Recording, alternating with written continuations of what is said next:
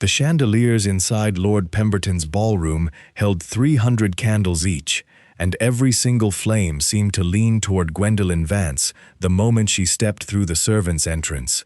She did not belong here. She knew that. The silk mask covering half her face was borrowed. The emerald gown trailing behind her had been stitched together from 2 older dresses by her own hand, and the leather folio tucked beneath her arm contained the only reason anyone in this room would ever speak to her again: 12 hand-painted botanical illustrations, commissioned by Lady Pemberton herself. Gwendolyn moved along the edge of the ballroom floor, keeping her shoulders close to the wall. The orchestra played a waltz. Couples turned in wide circles across the polished marble. Laughter rose and fell like waves against a harbor wall. She caught fragments of conversation as she passed: gossip about a widow in Bath, speculation about grain prices, a whispered argument between 2 sisters over the same gentleman. None of it concerned her. She had one task: deliver the illustrations, collect her payment, leave before anyone recognized the face behind the mask. Lady Pemberton had arranged to meet her near the conservatory doors, at the far end of the corridor. Gwendolyn checked the tall case clock standing against the pillar. 1:15 midnight. She was late, which meant Lady Pemberton had likely returned to her guests. She would need to find a footman to pass along the folio. The corridor beyond the main hall was quieter. Gas lamps flickered in their brass fittings along the papered walls. Gwendolyn's heels clicked against the stone floor as she moved past closed doors and draped archways. The music faded behind her. The air here smelled of hothouse orchids and damp stone, carried through from the conservatory glass. She reached the double doors at the corridor's end and stopped. A man stood in front of them. He was tall, narrow through the chest, and dressed in a dark tailcoat that had seen better seasons. His cravat was tied too tightly, pulling at the skin of his throat. He wore no mask. His pale eyes caught the lamplight and held it without warmth. "You changed your hair," Stephen Farrington said. Gwendolyn's fingers tightened around the leather folio. Her breath caught somewhere between her chest and her throat, and she forced it back down. She had not seen him in 4 months. 4 months of moving lodgings twice, of using a false name for her commissions, of checking the street from her window every morning before she opened the curtains. 4 months, and he had found her anyway. "How did you get in?" she asked. Her voice came out steady. She was proud of that. Farrington tilted his head. "You think a mask and a new surname make you invisible? I traced your last 3 commissions. The apothecary's wife in Bloomsbury, and now Lady Pemberton." He smiled, and the expression never reached his eyes. "You have a very particular way of painting fern leaves, Gwendolyn. Quite unmistakable." He took a step forward. She took one back. "I have nothing to say to you," she said. "Then listen." His voice dropped. "Your mother's estate is still tangled in probate. You know this. The family solicitor refuses to release the remaining deeds without your signature, and I have waited long enough. Those deeds are mine. They were your mother's, and your mother owed me a considerable sum before she died. I intend to collect." Gwendolyn's jaw tightened. She had heard this claim before. Her mother had mentioned Farrington once, in passing, with the kind of careful tone people used when they spoke about debts they wished they had never taken on. After her mother's death and her father's swift decision to disown her, cutting her from the family name, the inheritance, the house, Gwendolyn had kept only 2 things: the botanical skills her mother had taught her, and a small ciphered pocket ledger tucked inside a locked traveling case back at her lodgings. Farrington wanted that ledger. She was certain of it now. Whatever was written inside those coded entries, it frightened him more than he would ever admit. "Step aside," Gwendolyn said. "Sign the deeds over to me, and I will never trouble you again." I said step aside. He moved closer. His hand reached for her arm, and she pulled back sharply, pressing her spine against the corridor wall. The folio slipped from her grip and struck the floor with a flat sound that echoed through the empty hallway. Above them, on the raised gallery that overlooked the corridor from the second floor, a man stood motionless in the shadow of a marble column. Duke Benedict of Stirling had been watching for exactly 90 seconds. He had come to Lord Pemberton's ball for one reason, and it had nothing to do with dancing. His evening had been spent in the card room, nursing a glass of port and listening to 3 separate men complain about Farrington's unpaid debts. When he spotted Farrington slipping down the corridor, he had followed on instinct alone. Now he leaned against the stone balustrade and observed. The woman below was afraid. He could see it in the angle of her shoulders, and the way her fingers had gone white around nothing. But she held her ground. She did not scream. She did not beg. She simply refused, over and over, with the quiet stubbornness of someone who had been doing this for a very long time. Farrington's hand hovered near her wrist. He was speaking low, the words barely reaching the gallery above. Benedict caught fragments. Legal right. Your mother's promise. You have no protector. The woman's chin lifted. I do not need one. Benedict almost smiled. Farrington glanced over his shoulder, checking the corridor behind him. For a brief moment, the woman's eyes flicked upward, toward the gallery, toward the shadows, and Benedict stepped back, pressing himself flat against the column. She had not seen him. He was nearly certain. But the instinct in that glance told him something important. This woman was used to watching for danger. She mapped her surroundings the way a hunted animal mapped open ground. He filed that observation away and continued watching. Below, Gwendolyn crouched and picked up her fallen folio. She straightened slowly, keeping her gaze fixed on Farrington, and took 2 measured steps to her left, toward the side passage that led back to the main ballroom. We are not finished, Farrington said. We have been finished for quite some time, she replied. Then she turned and walked, steady, unhurried, every step deliberate. She did not run, because running would tell him she was afraid, and she had decided 3 years ago that Stephen Farrington would never have the satisfaction of seeing her run. She disappeared around the corner and into the noise and light of the ballroom. Farrington stood alone in the corridor, his hands slowly closing into fists at his sides. After a moment, he straightened his coat, adjusted his cravat, and walked in the same direction. Above them both, Benedict pushed away from the column and descended the gallery stairs. He had questions, a great many of them, and he intended to find every answer before the week was out. Gwendolyn did not collect her payment from Lady Pemberton. She left the folio with a bewildered footman near the cloakroom, whispered instructions for its delivery, and slipped out through the kitchen passage before anyone could ask her name. The night air hit her face like cold water. London in late spring still carried a bite after midnight, and the fog had thickened while she was inside.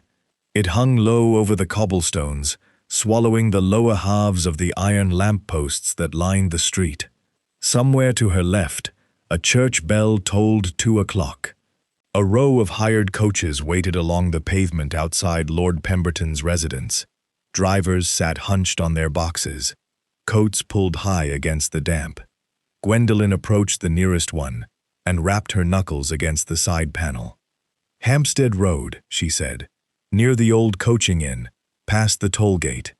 The driver peered down at her, took in the quality of her gown and the absence of a companion, and quoted her double the usual fare. She paid without argument. There was no time to haggle. She climbed inside, pulled the door shut, and pressed herself into the far corner of the bench where the shadows were deepest.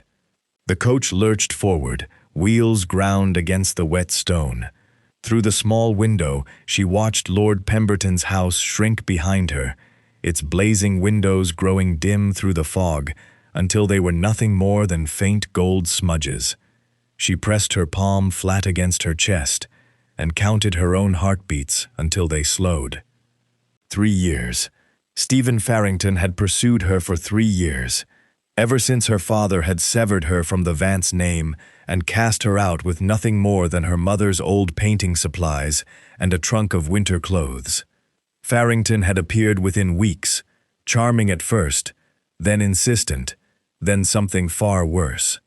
He wanted the family deeds. He wanted the ledger. He wanted control over whatever remained of her mother's financial dealings. And he wanted Gwendolyn to hand it all over willingly, so that no solicitor or magistrate would ever question the transfer. She had refused. She had kept refusing. And each time she refused, he found her again.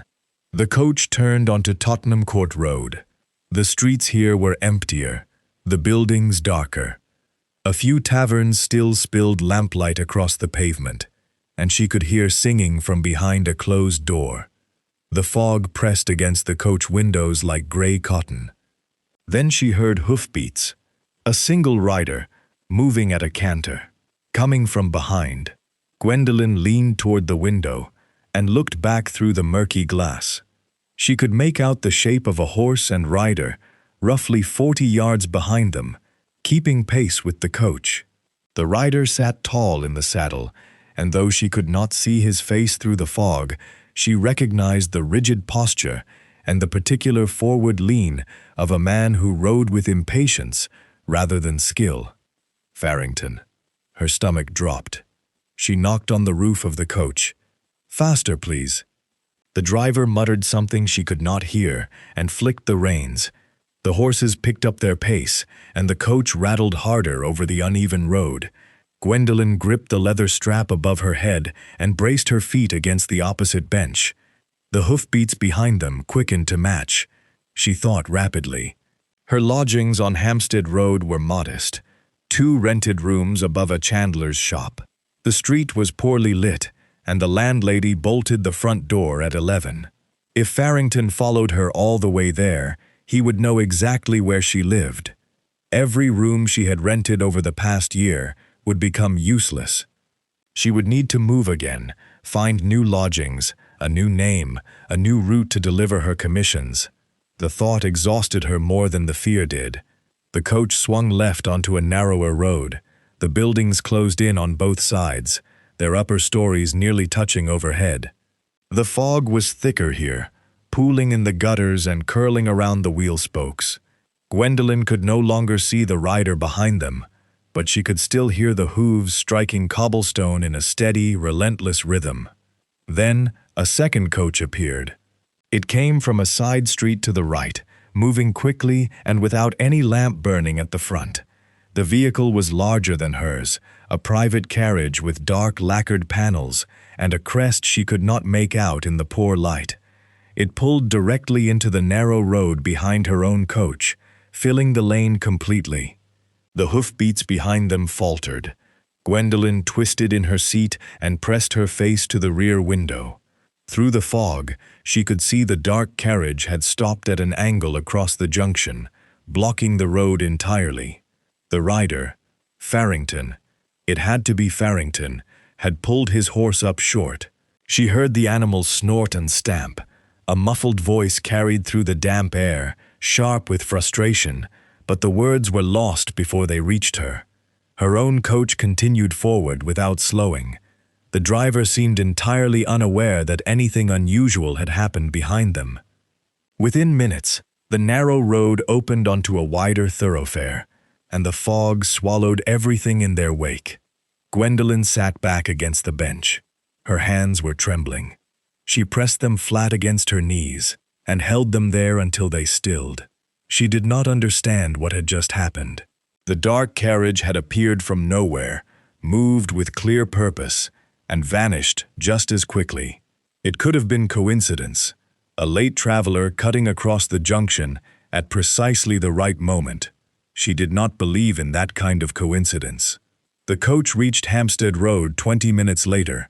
Gwendolyn paid the driver, let herself in through the side entrance of the chandler's shop, using the key her landlady kept beneath a loose brick, and climbed the stairs to her rooms without lighting a candle. She locked her door. Then she dragged her heaviest trunk across the floorboards and pushed it against the frame. Only then did she sit on the edge of her narrow bed and allow herself to breathe. Somewhere across London, in a lamplit study on the third floor of a house in Berkeley Square, Duke Benedict of Stirling sat behind his desk and unfolded a letter from his driver.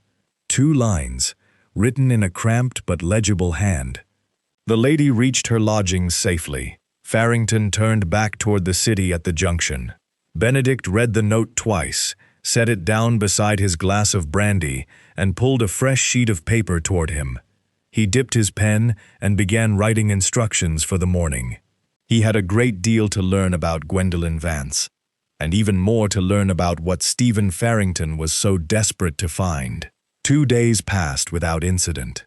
Gwendolyn spent them indoors, sketching from memory and mixing pigments at the small table beneath her window. She finished a pair of illustrations, a white foxglove and a spotted orchid, and wrapped them in brown paper for delivery to an apothecary's wife in Clerkenwell who used botanical prints to decorate her parlor. By the 3rd morning, the walls of her rented rooms had grown unbearable. The ceiling was low, the air smelled of tallow and old plaster, and the chandler downstairs had begun rendering a fresh batch of fat, which sent a thick, greasy odor up through the floorboards.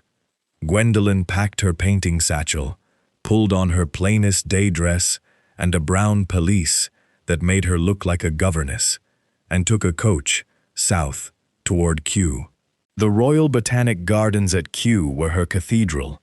She had been coming here since she was 14, first with her mother and later alone, sitting for hours among the glasshouses with her sketchbook balanced on her knees. The great Palm House was still under discussion by the architects, but the older glasshouses, long, low structures with iron frames and hundreds of glass panes, held enough specimens to keep her occupied for a lifetime. She arrived shortly after noon and paid her entry at the gate. The grounds were quiet for a Thursday. A few gentlemen walked the gravel paths with their hands clasped behind their backs. An elderly woman in a bath chair was being pushed along the border garden by a patient footman. Gwendolyn made her way to the tropical glasshouse at the eastern end of the grounds. Inside, the air changed immediately. Warm, damp, heavy with the green smell of growing things. Condensation ran down the glass panes in slow rivulets.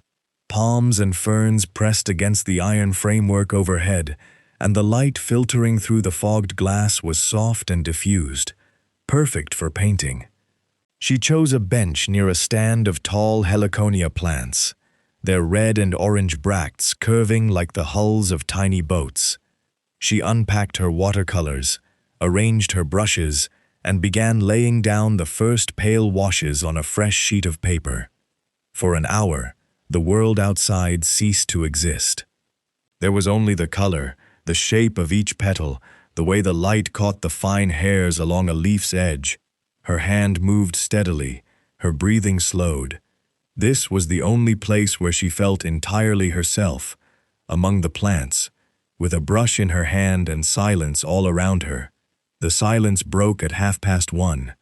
She heard footsteps on the gravel path outside the glasshouse, quick and purposeful. Then the creak of the iron door. Then a voice she recognized instantly, speaking to someone she could not see. The woman with the painting case. Where did she go? Farrington. Gwendolyn's brush stopped mid-stroke. A drop of green pigment fell from the bristles onto the paper, blooming outward in a slow circle. She did not move. She could hear him speaking to the garden attendant near the entrance, his tone clipped and impatient. He was asking about a young woman carrying art supplies. He was describing her height, her hair, the brown pelisse. She had perhaps 30 seconds before he walked through the main aisle and found her. Her eyes darted across the glasshouse. The structure was long and narrow, divided into sections by internal walls of iron and glass. There were side aisles between the plant beds, but they all led back to the same central walkway. The rear door was locked from the outside. She had tried it once before on a previous visit. There was nowhere to go. She began packing her supplies with quick, careful hands, keeping the movements silent. If she could reach the far end of the glass house, there was a maintenance passage that the gardeners used to access the boiler room. She had seen them disappear through it on cold mornings. She stood, slung her satchel over her shoulder, and stepped into the nearest side aisle, and walked directly into a man's chest. She stumbled backward. Her satchel knocked against a clay pot on the shelf beside her, and she caught it, a half-second before it fell. When she looked up, the man standing in front of her was a stranger. He was tall, broad through the shoulders, and dressed in a coat of dark blue wool that had been cut by someone who understood both fabric and the body beneath it. His waistcoat was plain cream silk. His cravat was tied simply, without flourish. He wore no rings, carried no cane, and his dark hair was cut shorter than fashion demanded. His face was angular, clean-shaven, and entirely unreadable. "Forgive me," he said. His voice was low and unhurried. "I was examining the Strelitzia reginae on the far bench. I did not expect company in this particular aisle." Gwendolyn opened her mouth to apologize, but before she could speak, the iron door at the front of the glass house swung open again. Farrington's boots struck the stone floor. His silhouette appeared at the end of the central walkway, sharp against the bright glass behind him. The stranger glanced past her shoulder toward the approaching figure. Something shifted behind his eyes. A flicker of recognition, perhaps, or calculation. It passed too quickly to read. He turned back to Gwendolyn and spoke clearly enough that his voice carried through the humid air. "Ah, there you are. I have been waiting to discuss the commission. The illustrations you prepared for my private collection were exceptional, and I should like to extend the arrangement for the full season." Gwendolyn stared at him. Farrington's footsteps slowed. He came around the corner of the plant bed and stopped. His gaze moved from Gwendolyn to the stranger and back again. His expression tightened. "Miss Vance," Farrington said, "I had hoped to find you here." The stranger turned toward him with the particular kind of calm that belonged to men who had never once been refused entry to any room in England. "And you are?" he asked. Farrington straightened. "Lord Stephen Farrington. I am an acquaintance of the lady." "I see." The stranger paused, letting the silence stretch just long enough to become uncomfortable. "I am the Duke of Stirling. Miss Vance is my commissioned artist, and we are in the middle of a private consultation regarding her work for my estate. I trust you will excuse us." The title landed like a stone dropped into still water. Farrington's face went blank.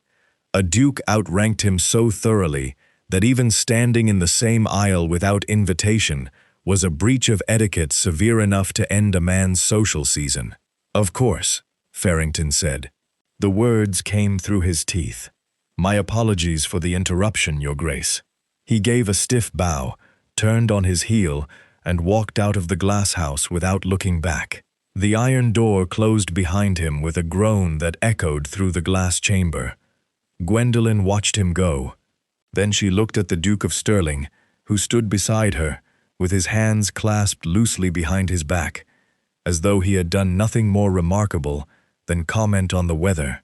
"We have not met," she said carefully. "We have not," he agreed. "Then why did you do that?" He regarded her for a long moment. His expression gave away nothing, but his eyes held a steadiness that she found difficult to look away from. "Because I have watched Lord Farrington operate for some time now," he said, "and because the illustrations you delivered to Lady Pemberton's ball were in fact exceptional. I was not entirely dishonest." Gwendolyn's grip tightened on her satchel strap. "You were at the ball. I was. The corridor, near the conservatory. You were watching." He did not deny it. I was on the gallery above. Yes, a dozen questions pressed against her teeth. She swallowed them all and asked the only one that mattered. "What do you want from me?" The Duke tilted his head, as though the question genuinely required consideration. "At this moment, I want you to allow me to walk you to your coach. After that, I would like to invite you to my library. There are things you should know about Lord Farrington, things that concern you directly. And if I refuse, then you refuse, and I shall wish you a pleasant afternoon among the ferns." Gwendolyn studied his face for a long time. He did not fidget. He did not press. He simply waited, with the patience of a man who understood that trust, once demanded, was worthless. "Your library," she said at last. "When?" "Tomorrow. I will send a carriage at 10. She nodded once, picked up her fallen brush from the floor, and walked with him toward the glass-house door, without another word. The carriage arrived at 10 o'clock precisely, as promised. It was dark green with brass fittings and the sterling crest painted in gold on the door panel. A falcon perched above a merchant vessel. The driver was a broad man in a gray coat who climbed down from the box, opened the door for Gwendolyn without a word, and waited until she was seated before returning to his position. She had spent the previous evening arguing with herself about whether to go. The sensible part of her mind, the part that had kept her alive and hidden for 3 years, insisted that accepting a private invitation from a man she had met once, in a glasshouse, under peculiar circumstances, was foolish beyond measure. The other part of her mind, the part that had watched Farrington track her across London with increasing precision, understood that she was running out of options. Farrington knew her commissions. He knew her roots.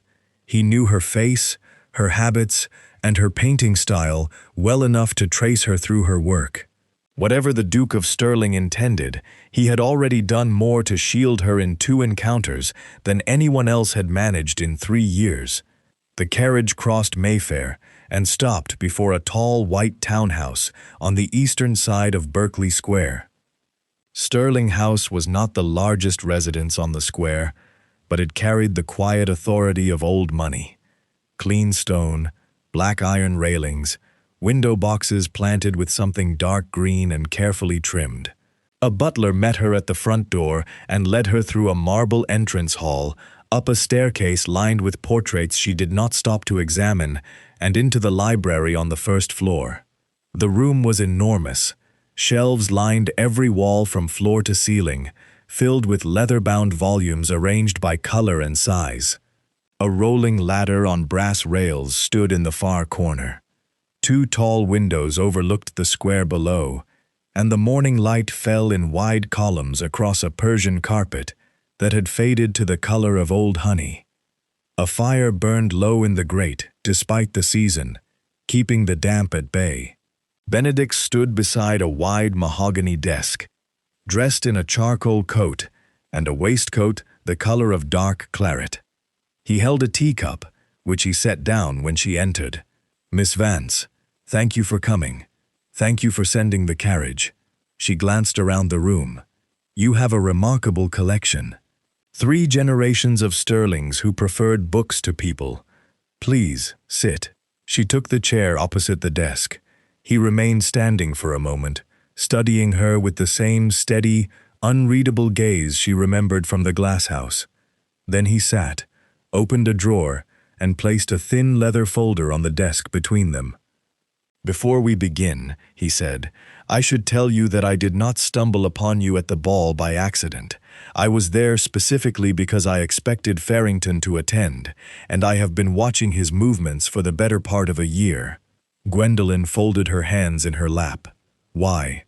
"Because Farrington owes considerable debts to 3 trading firms, in which I hold a controlling interest. He borrowed against collateral he does not possess, using agreements that reference properties and estates he has no legal claim to. When I began investigating the source of these false claims, every trail led back to a single family." "Mine," Gwendolyn said. "Yours." Benedict opened the leather folder. Inside were copies of financial agreements, each bearing Farrington's signature, alongside the name Vance.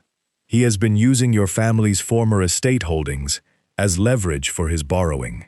The deeds he presents to creditors appear genuine, but my solicitors believe they are constructed from partial documents, fragments of real agreements stitched together with forged additions. Gwendolyn leaned forward. She recognized her mother's name on two of the papers. The handwriting beside it was cramped and unfamiliar. These are forgeries, partial forgeries. The original signatures are authentic. Your mother did have financial dealings with Farrington. Small loans, I believe, taken during a period of difficulty before your father's decision to sever ties with you. Farrington has taken those genuine documents and expanded their scope enormously. According to these papers, your mother pledged the entirety of the remaining Vance estate to him as security. She would never have done that. I agree, which brings me to the reason I asked you here. Benedict reached into the drawer again and produced a single sheet of paper covered in his own handwriting. During my investigation, I learned that your mother kept a private pocket ledger, a small book, ciphered in her own hand, containing a personal record of every financial transaction she undertook in the last 4 years of her life. If that ledger exists, and if the cipher can be broken, it would contain proof that Farrington's expanded claims are entirely fraudulent. The room went very quiet. The fire crackled once and settled. Gwendolyn said nothing for a long time. She could feel Benedict watching her, waiting without pressure, the same way he had waited in the glass house. Patient, unhurried, giving her the space to decide what she was willing to reveal. She thought about the locked traveling case beneath her bed in the Hampstead lodgings. Inside it, wrapped in a square of oilcloth, sat a book no larger than her palm, brown leather cover, pages filled with her mother's neat, slanting script, columns of numbers and abbreviations that Gwendolyn had never been able to decipher. She had kept it for 3 years without understanding its value, carrying it from lodging to lodging like a talisman. The ledger exists, she said quietly. I have it. Benedict's expression did not change, but something in the set of his shoulders shifted. Relief, perhaps, or the satisfaction of a theory confirmed. Then we have a decision to make, he said. Together, if you are willing. What kind of decision? He stood and moved to the window. For a moment, he looked out at the square below, where a nursemaid was pushing a perambulator along the gravel path beneath the plane trees. Farrington is growing desperate. His creditors are pressing him. 2 of the trading firms have threatened legal action, and he knows that without the original deeds, the real ones, which you still hold, his entire structure of borrowing collapses. That is why he has been pursuing you with such determination. He needs either the deeds themselves or the ledger that would expose him, preferably both. He wants to destroy the ledger, Gwendolyn said. The understanding arrived fully formed, as though it had been waiting inside her all along. That is what this has always been about. The deeds would give him legitimacy. The ledger would take it away. Benedict turned from the window. Precisely. Which is why London is no longer safe for you. Farrington has spent whatever remains of his credit hiring men to watch your movements. My own people have identified at least 2 individuals following you over the past week, one near your lodgings, another outside the apothecary's shop in Clerkenwell. Gwendolyn's hands tightened in her lap. She had suspected she was being watched. Hearing it confirmed was something else entirely.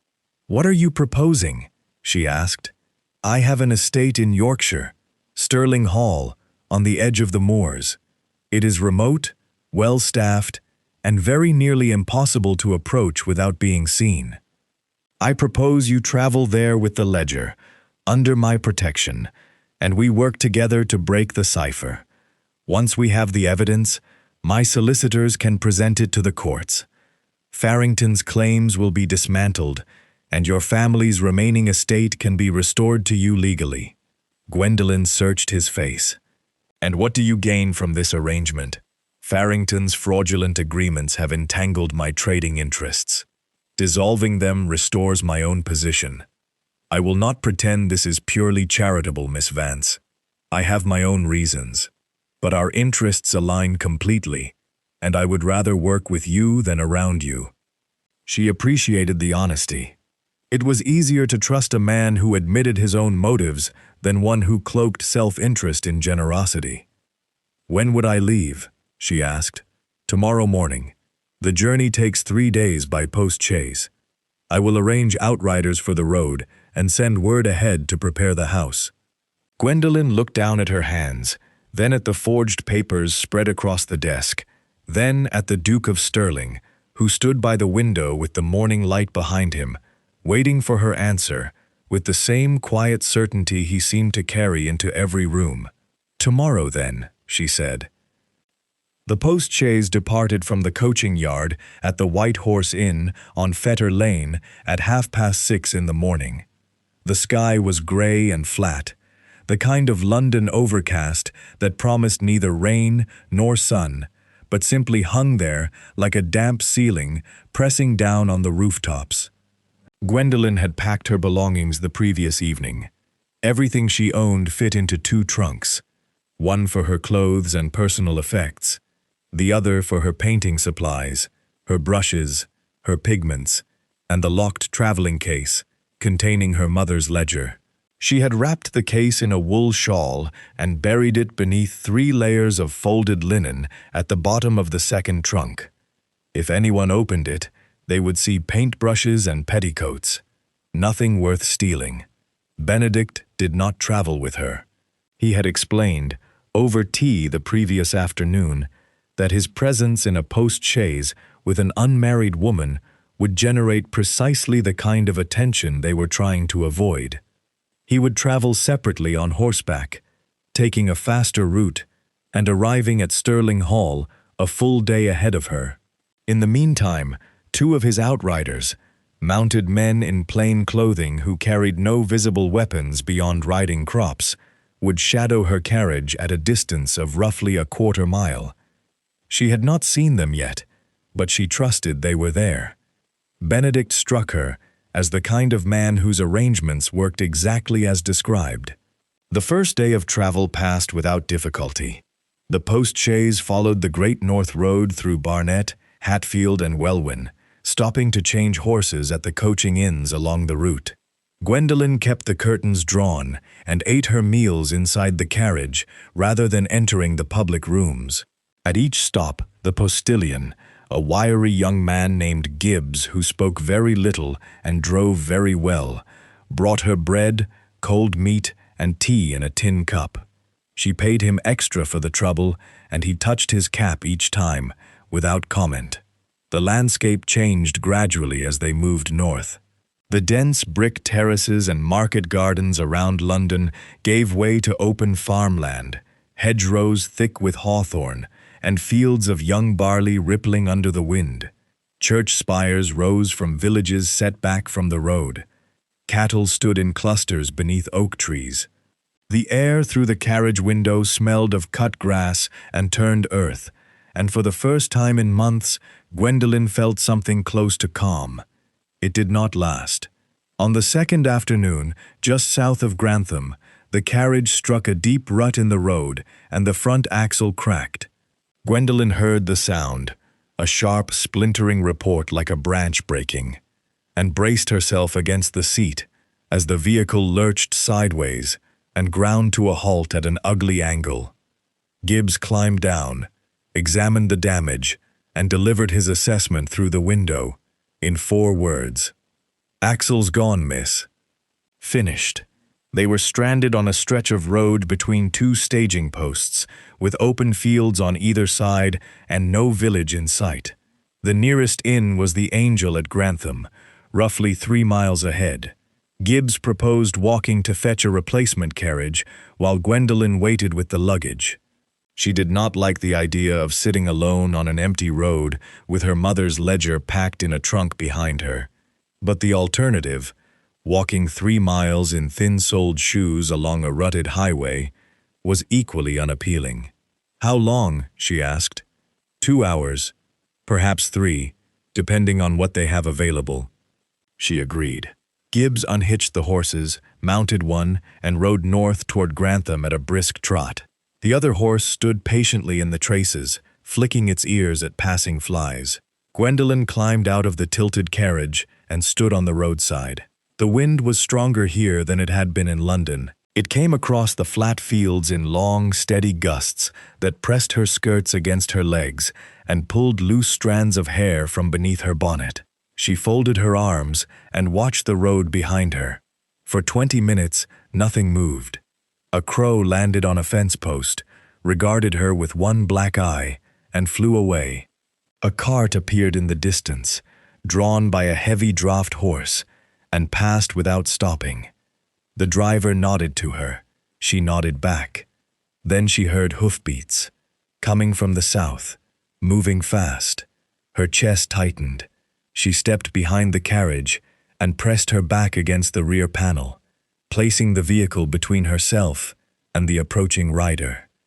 Through the gap between the carriage body and the luggage rack, she watched the road. A single horseman came into view around the curve. He was riding hard, leaning forward over the animal's neck, his coat flapping behind him. As he drew closer, she could see his face, flushed, unshaven, and tight with effort. She did not recognize him, but the horse he rode was lathered and blowing, which meant he had been pushing the animal for some time. He was not Farrington. She was almost certain of that. The build was wrong, shorter, heavier through the middle. One of Farrington's hired men, perhaps. Someone paid to follow and report. The rider slowed as he approached the broken carriage. He pulled his horse to a walk and began circling the vehicle, leaning sideways in the saddle to peer through the windows. Gwendolyn pressed herself flatter against the rear panel and held her breath. Then came the sound of more hooves. 2 riders emerged from the tree line to the east, moving at a steady canter across the open field toward the road. They wore plain dark coats and sat their horses with the easy confidence of men who spent more time in the saddle than out of it. Benedict's outriders. The first man reached the road and positioned his horse directly across the stranger's path. The second circled behind, cutting off retreat. Neither spoke. They simply sat there, solid and immovable, their horses shoulder to shoulder across the narrow highway. The stranger looked from one to the other. Whatever he saw in their faces convinced him that further investigation was unwise. He turned his horse southward and kicked it into a reluctant gallop, disappearing back the way he had come within minutes. The outriders remained on the road until a replacement chaise arrived from Grantham an hour later. They helped transfer Gwendolyn's trunks to the new vehicle, and the older of the two, a weathered man with gray sideburns and a scar across the bridge of his nose, spoke the only words either of them offered during the entire encounter. "Stirling Hall by tomorrow evening, miss. No more stops than necessary." Gwendolyn climbed into the fresh carriage, settled the traveling case on the seat beside her, where she could keep one hand on it at all times, and watched the outriders fall back to their positions as the new postilion urged the horses northward. The fields gave way to rolling hills. The hills gave way to moorland. And the sky above Yorkshire opened wide and endless ahead of her, gray and vast and utterly unlike anything she had known in London. Stirling Hall appeared through the mist on the evening of the 3rd day, and Gwendolyn understood immediately why Benedict had called it nearly impossible to approach without being seen. The estate sat on a broad ridge of high moorland, surrounded on 3 sides by open heath that stretched for miles in every direction. The land was treeless and wind-scoured, covered in heather and rough grass that moved in continuous waves under the late afternoon breeze.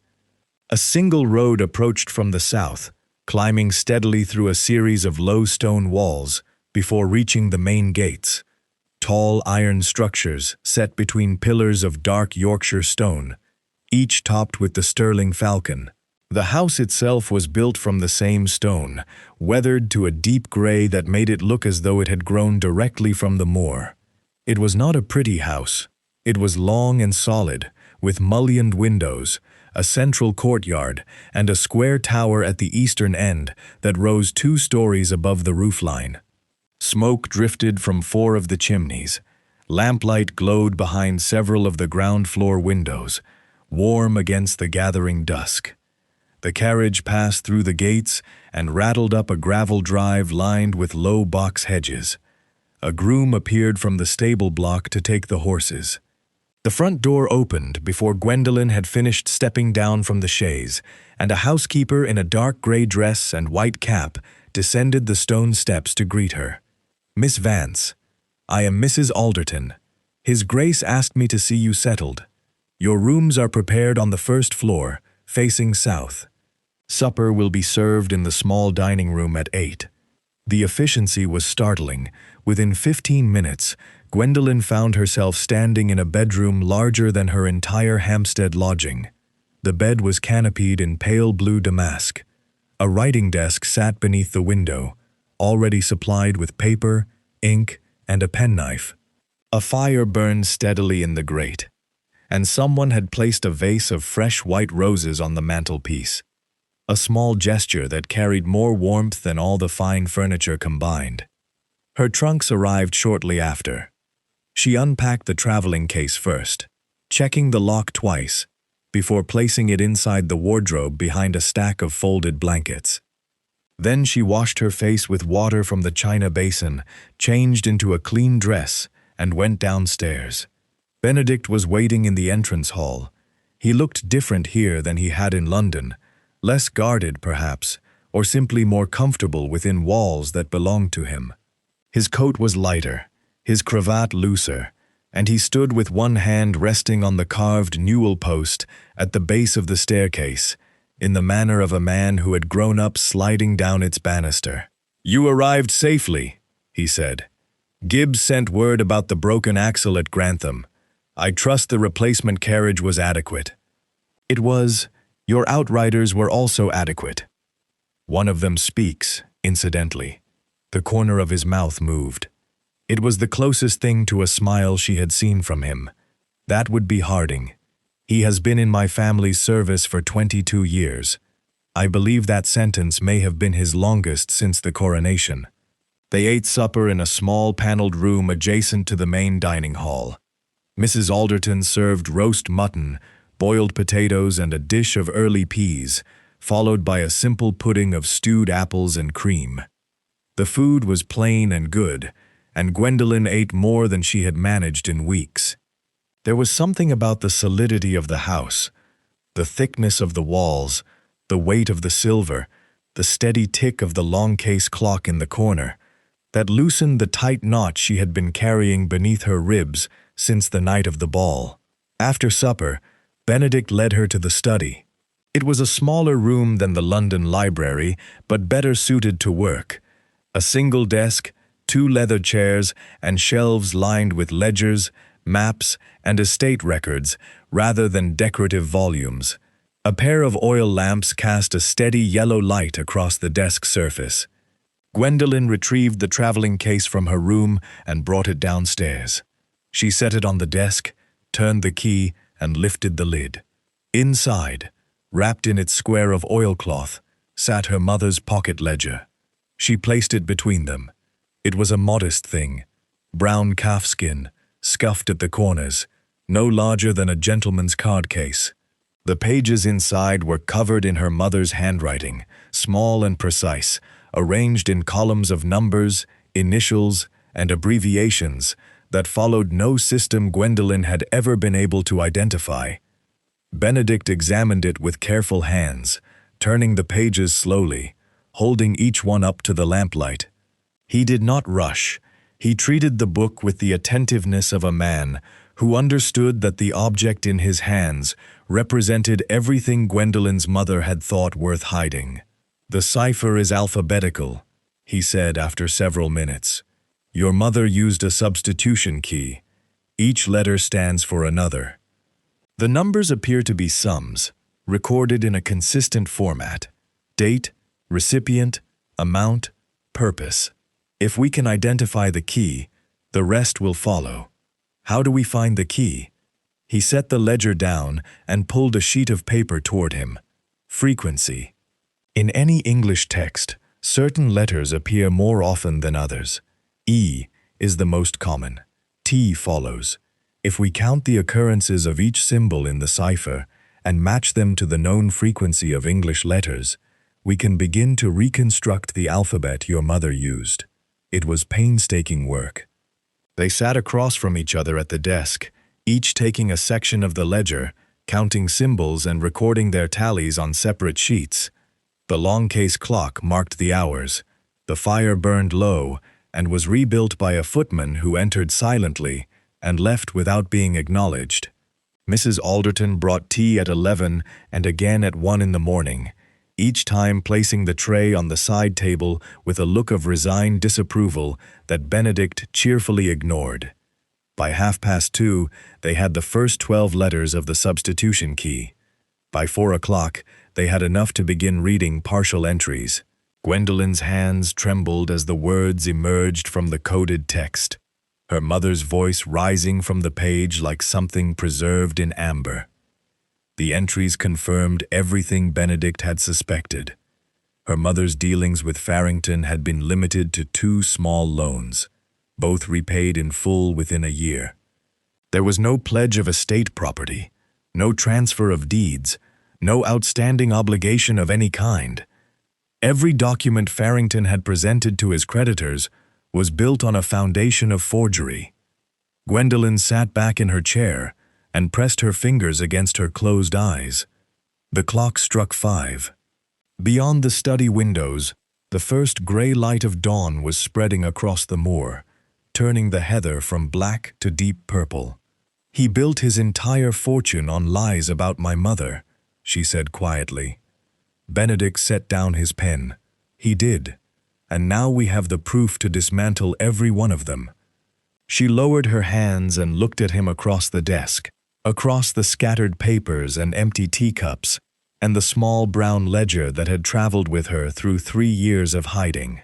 His face was tired, marked by the long hours, but his eyes held the same steady certainty she had first seen in the glass house at Kew.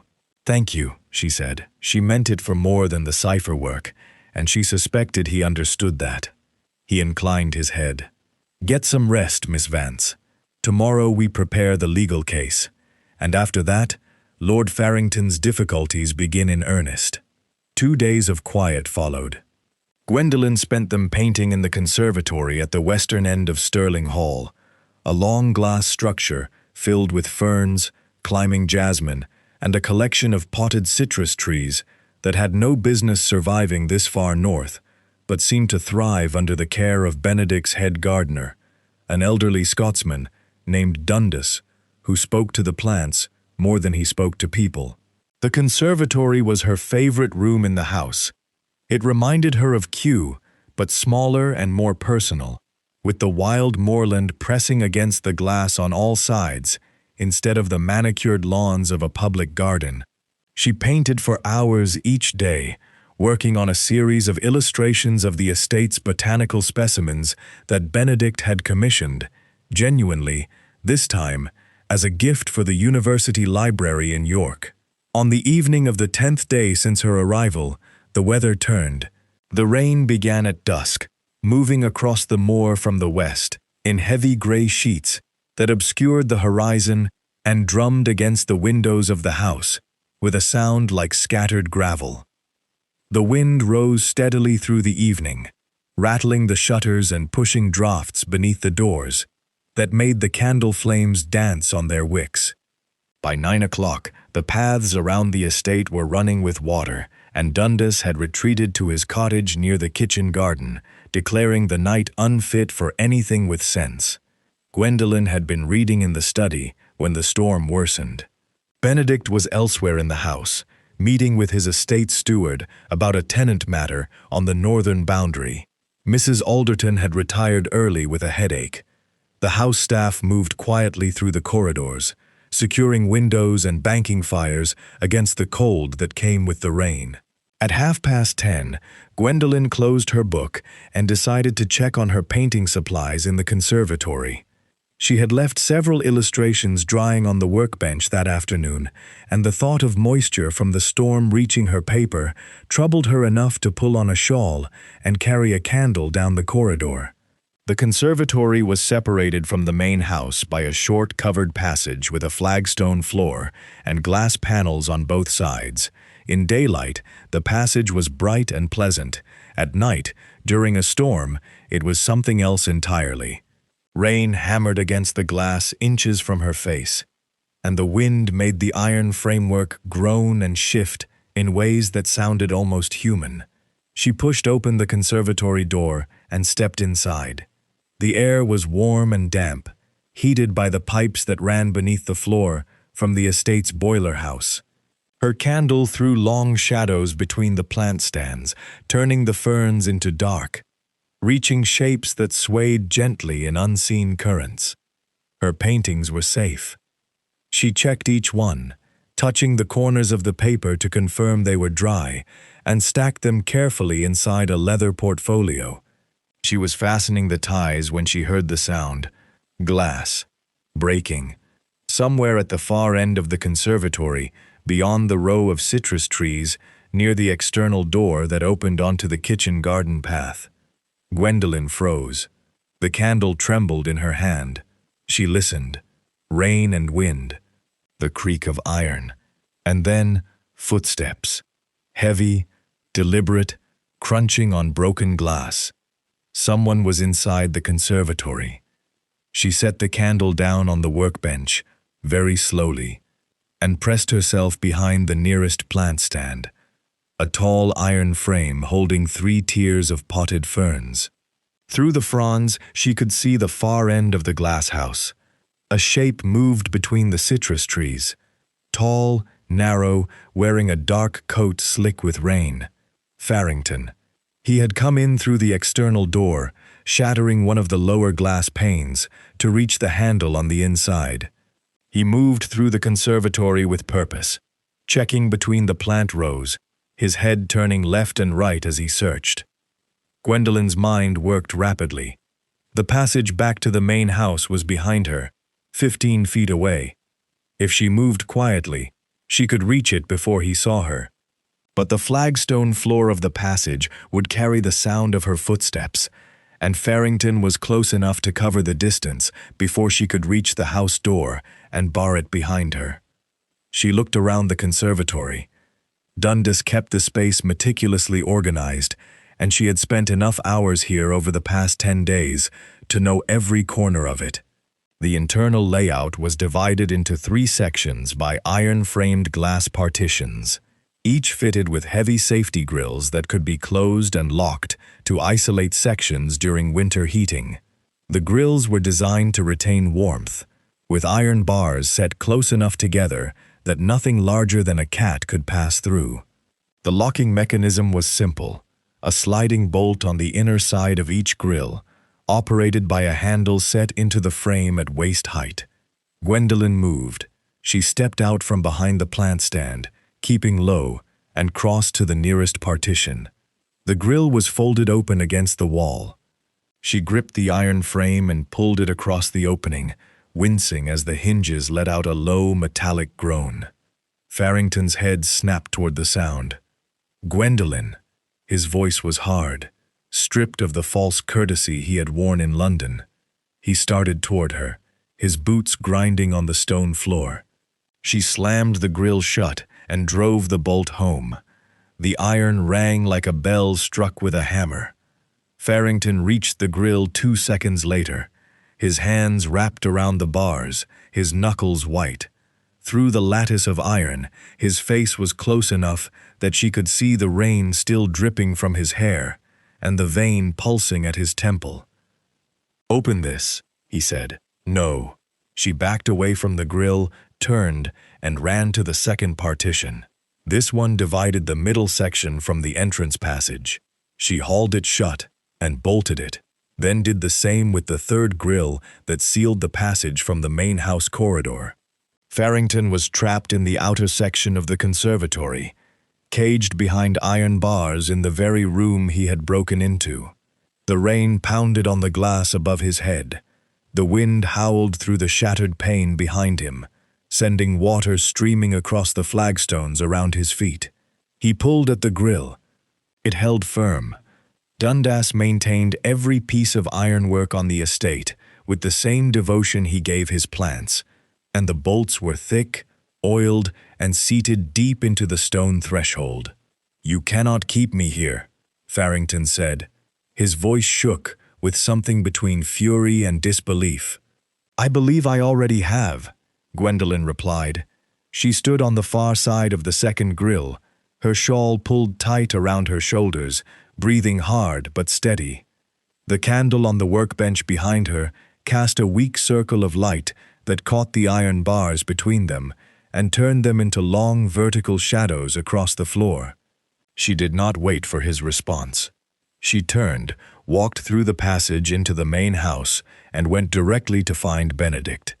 He was descending the staircase when she reached the entrance hall, drawn by the distant sound of breaking glass. He took one look at her face and stopped on the third step. "Farrington," she said, "he is in the conservatory. I locked him in." Benedict stared at her for a long moment. Then he called for his steward, sent a footman to wake the head groom, and dispatched a rider through the storm to fetch the magistrate from the village 3 miles east. Before he left the hall, he paused and looked back at her. "You locked him in," he repeated. "The safety grills. Dundas keeps them in excellent condition." Something shifted in his expression, something warm and entirely genuine that broke through the composed exterior she had come to expect from him. "Remind me to increase Dundas's wages," he said, and went to deal with Farrington. The magistrate arrived at Stirling Hall shortly after 7 the following morning, having ridden through the tail end of the storm, on a sturdy gray cob that looked as ill-tempered as the weather. His name was Mr. Edmund Hartley, and he was a lean, sharp-faced man in his late 50s who wore a heavy riding coat over a plain brown suit and carried a leather case under one arm, containing his commission papers and a portable writing desk. Benedict met him at the front door and walked him through the house without small talk. Mrs. Alderton, who had recovered from her headache and discovered what had occurred during the night with the particular displeasure of a woman whose household had been violated, provided hot tea and cold toast in the entrance hall. Hartley accepted the tea, declined the toast, and followed Benedict down the covered passage toward the conservatory. Gwendolyn was already there. She had not slept. She had spent the remaining hours of the night in the study, organizing the decrypted pages of her mother's ledger into a clear sequence alongside the copies of Farrington's forged agreements that Benedict had brought from London. Each document was labeled and numbered. Each forgery was matched with the corresponding genuine entry from the ledger. The evidence was arranged on the study desk like a hand of cards laid face up, orderly, complete, and impossible to misread. She had carried the entire file to the conservatory at first light and placed it on the workbench beside her painting supplies. Then she had taken a seat on the wooden stool near the second grill and waited. Farrington was still in the outer section. He had spent the night behind the iron bars, sitting on the flagstone floor with his back against a potting bench. The broken glass pane behind him had let in rain and wind throughout the storm, and his coat and trousers were soaked through. His hair hung in damp strands across his forehead. His face, in the gray morning light, looked hollowed out. The face of a man who had run a very long race and understood, at last, that he was not going to finish it. The head groom and 2 stable hands had kept watch outside the conservatory through the night, stationed beneath the covered walkway with lanterns and strict instructions from Benedict to do nothing more than observe. They had reported that Farrington had spent the first 2 hours pulling at the grill and shouting demands, then had gone quiet around 3 in the morning and had not spoken since. Hartley surveyed the scene with the practiced calm of a man who had spent 30 years adjudicating disputes over sheep boundaries and tenant rights, and had seen enough of human behavior to find very little of it surprising. He examined the broken glass pane, noted the forced entry, inspected the grill mechanism, and turned to Benedict. "The lady secured the grills herself?" "She did." Hartley looked at Gwendolyn. "You were alone in the conservatory when the intrusion occurred." "I was. I had come to check on my painting materials.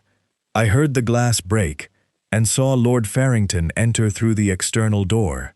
And you chose to lock the internal safety grills rather than flee.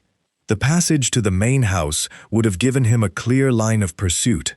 The grills were closer, and I knew how to operate them."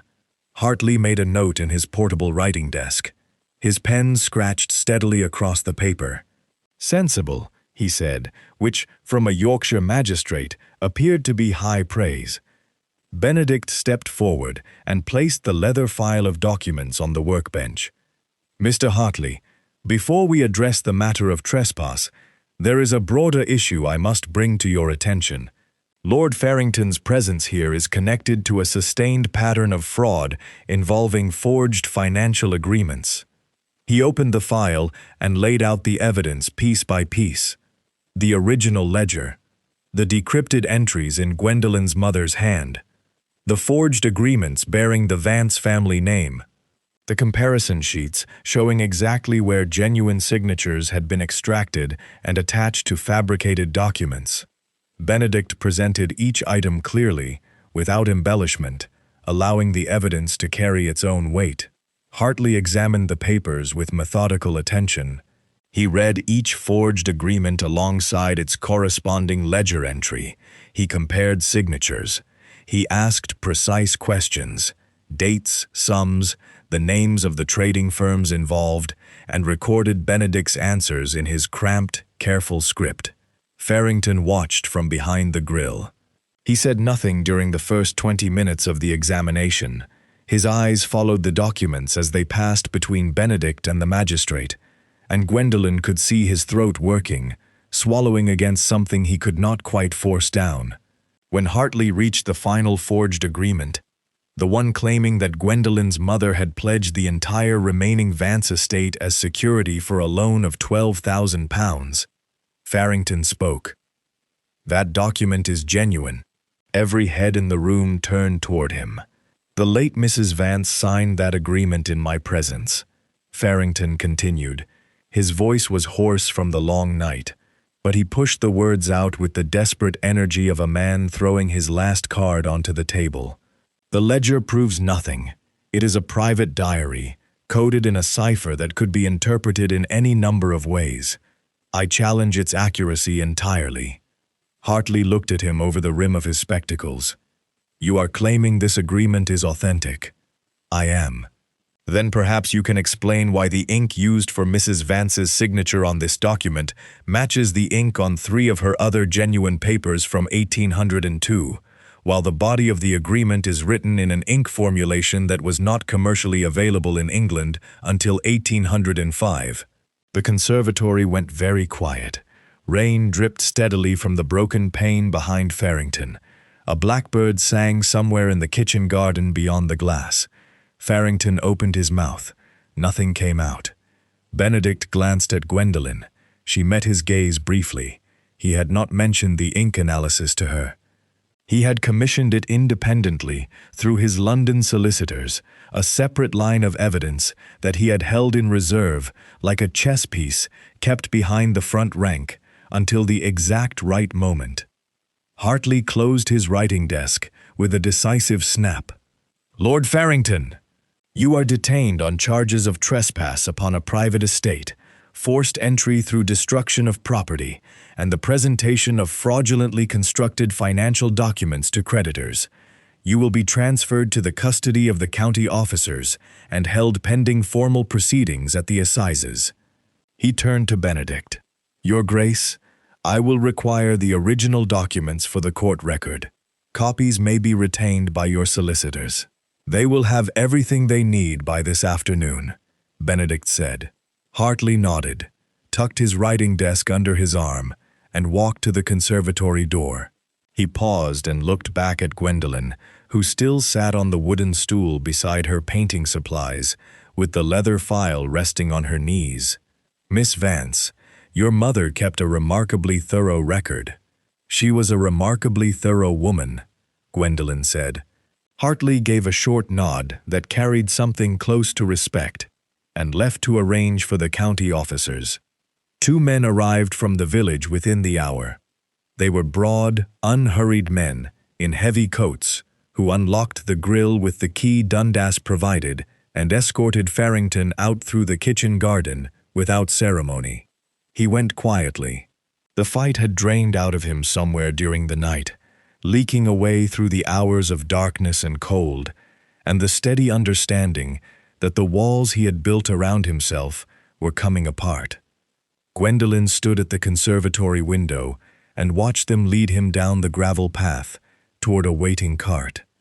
The rain had stopped. The moor stretched out beyond the estate walls, washed clean by the storm, and the sky above it was pale and wide and open. She felt Benedict's presence beside her before she heard his footsteps. He stood a little distance away, his hands clasped behind his back, watching the same cart disappear down the southern road. "The ink," she said. "You never mentioned it. I was not certain until the analysis came back from London 3 days ago. My solicitor sent the results by express rider. You could have told me. I could have. But I have learned that evidence presented for the first time in front of the accused has a particular quality of impact that cannot be rehearsed." Farrington needed to hear it at the same moment the magistrate did. Gwendolyn considered this.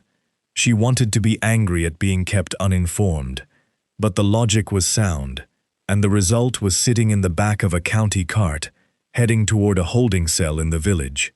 "You play a long game, Your Grace," she said. "I find the long game tends to be the one that finishes properly," he replied. He paused. "Dundas wants to know if you intend to paint the citrus trees this afternoon. Apparently the light after a storm is particularly good for capturing color." Gwendolyn looked at him. The composure was still there, the steady gaze, the measured voice, but beneath it, she could see something warmer, something that looked very much like a man who was genuinely pleased that the woman standing beside him was safe. "Tell Dundas I will be there within the hour," she said, and went upstairs to wash the longest night of her life from her face. 3 days passed after Farrington's arrest, and in that time the world rearranged itself with a speed that Gwendolyn found almost disorienting. Benedict's solicitors in London moved with the efficiency of men who had been preparing their case long before the magistrate's report arrived from Yorkshire. The forged agreements were presented to the Court of Chancery alongside the decrypted ledger and the ink analysis. Farrington's creditors, faced with irrefutable evidence that the collateral underpinning their loans had never existed, withdrew their claims within 48 hours. The trading firms disentangled themselves from Farrington's debts with the particular haste of institutions, eager to pretend they had never been fooled in the first place. On the 12th day, a letter arrived at Stirling Hall bearing the seal of the Vance family solicitor in London. Gwendolyn opened it at the breakfast table while Benedict read his own correspondence across from her, and Mrs. Alderton supervised the clearing of dishes with the quiet authority of a general directing troop movements. The letter was 2 pages long. She read it twice, set it down beside her teacup, and stared at the tablecloth for a full minute without speaking. "Miss Vance?" Benedict lowered his own letter. "Is something wrong?" "My father's estate has completed probate," she said. Her voice sounded strange to her own ears, thin and distant, as though it belonged to someone standing in another room. "He died 8 months ago. I was not informed." Benedict set his correspondence aside. He said nothing. He simply waited, the way he always did, giving her the space to find her footing. "The solicitor writes that my father amended his will shortly before his death. He reversed the disownment. The entire remaining estate, The house in Hertfordshire, the London property, the land holdings, the investments, passes to me as sole heir." She picked up the letter again and read the final paragraph a third time, as though the words might change if she looked away. He left a note with the solicitor. One line. He wrote that my mother would have been ashamed of what he did. The breakfast room was quiet.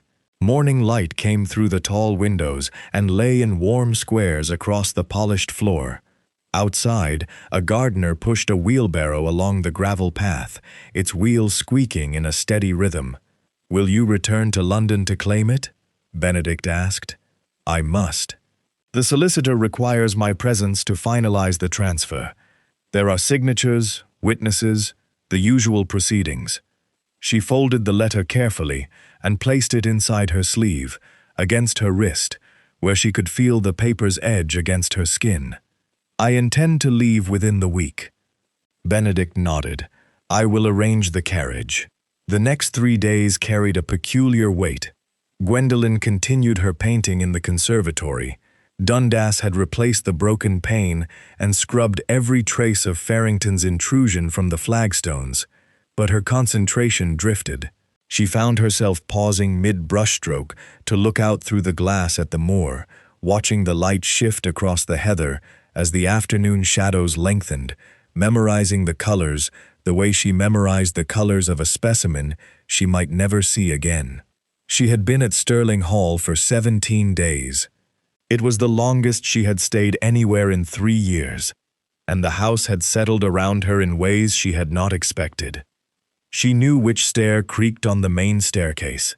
She knew that Mrs. Alderton took her own tea at precisely 4 o'clock in the housekeeper's parlor, and added 2 sugars when she thought nobody was counting.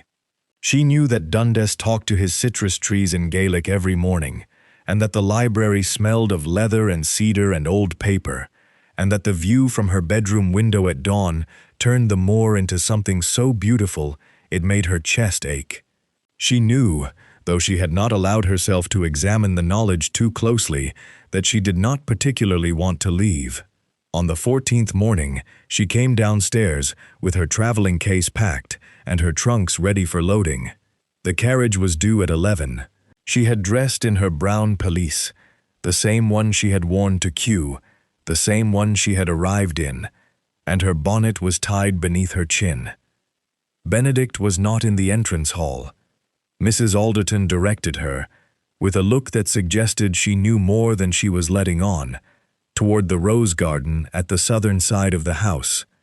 The garden was enclosed by a low stone wall and laid out in formal beds around a central sundial.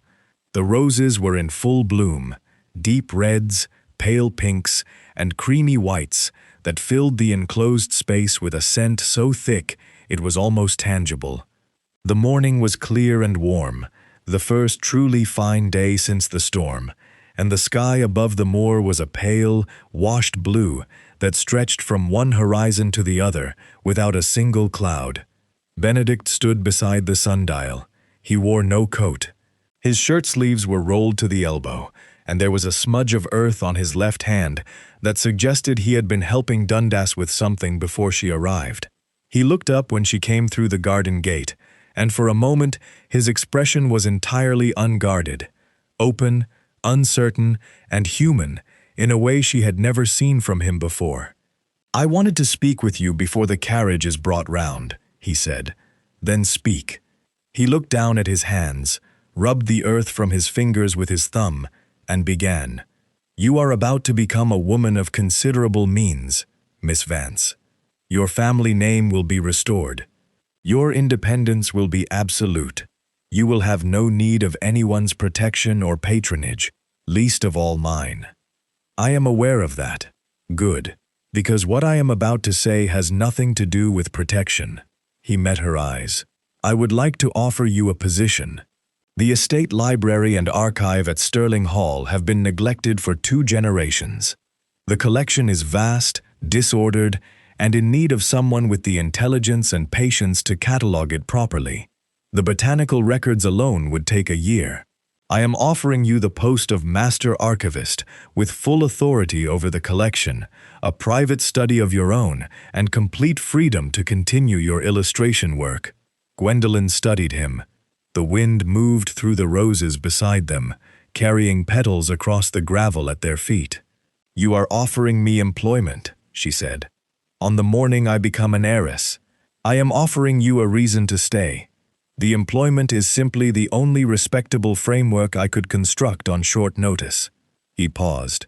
The uncertainty in his face deepened, and she realized with a start that she had never seen him uncertain before. "About anything. Gwendolyn, I have spent the last 17 days watching you solve ciphers at my desk, and lock villains in my conservatory, and paint my gardener's citrus trees with more care and attention than anyone has given anything in this house in years. I do not want you to leave. I am asking you, without any claim or condition, whether you might consider staying." The garden was very still. A bee moved between the roses, with drowsy purpose. The sundial's shadow marked 10:15. "You are asking me to choose," she said.